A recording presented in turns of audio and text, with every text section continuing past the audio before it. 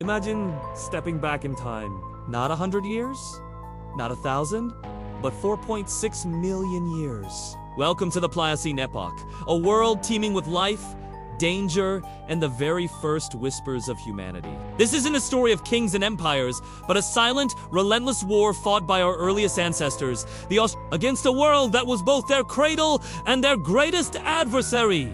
This was a time before fire, before stone tools, before language as we know it.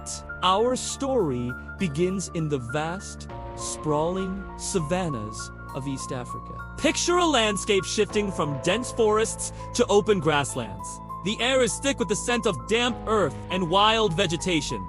Towering over the plains are animals that would dwarf today's elephants. And lurking in the tall grass are predators with teeth like daggers. This was the world of Lucy and her kind. They weren't quite human, but they weren't apes either. Standing about 3 to 4 feet tall, Australopithecines were a crucial link in our evolutionary chain. Their most revolutionary adaptation, walking upright. Bipedalism was it freed their hands, allowing them to carry food, infants, and perhaps one day, the very first tools. Standing tall gave them a better vantage point to spot both food and danger across the savannah. A vital advantage in this high-stakes game of survival. So, what was a typical day like for these early hominins? It was a constant search for calories. Their diet was far from a lavish feast. They were primarily foragers, gathering fruits, nuts, seeds, roots, and insects. Every plant had to be learned which were nutritious, which were tasteless, and which were deadly.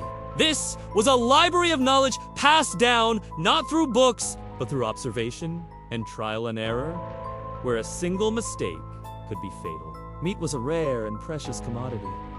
They weren't yet the apex hunters we would become. Instead, they were expert opportunists, scavengers who followed the true kings of the savannah.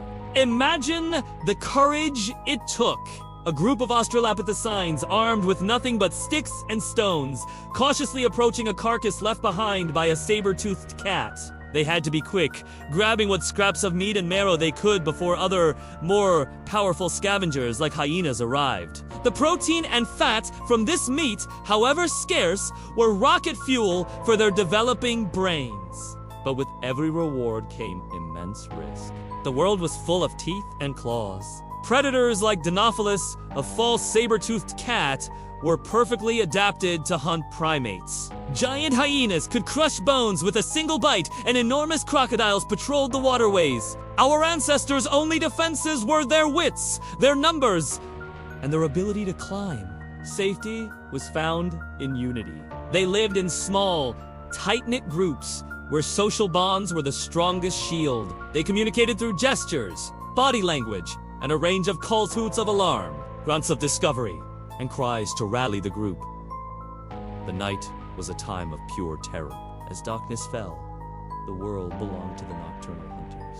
Our ancestors would seek refuge in trees or on rocky outcrops, huddling together for warmth and security. Every rustle in the leaves, every snap of a twig would send hearts pounding. Sleep was light and intermittent, a state of constant vigilance. Surviving until sunrise was a victory in itself, a testament to their resilience.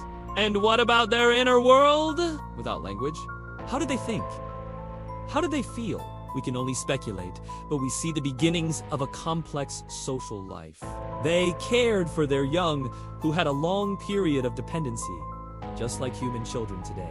This required cooperation, and perhaps even a sense of empathy. They likely grieved their dead and felt fear, joy, and frustration.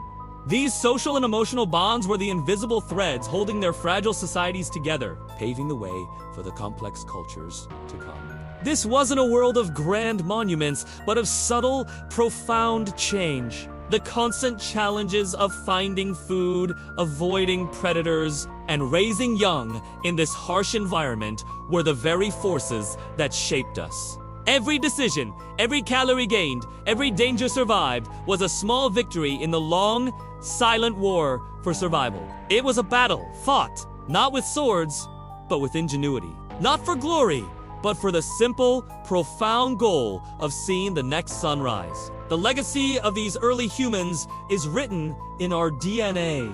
Their upright posture, their adaptable diet, their social nature, these are the foundations upon which all of human history is built. They were the pioneers who took the first uncertain steps out of the forest and onto the world stage. They didn't know they were starting a revolution that would eventually lead to cities, to art, to science, and to us. They were simply surviving day by grueling day.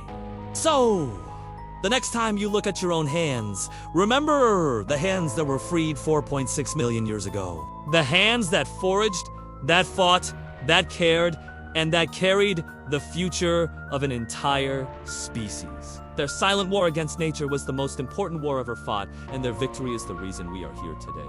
Thanks so much for joining me on this journey back in time. If you found this fascinating, please hit that like button, subscribe for more explorations into our deep past, and share your thoughts in the comments below. See you in the next one.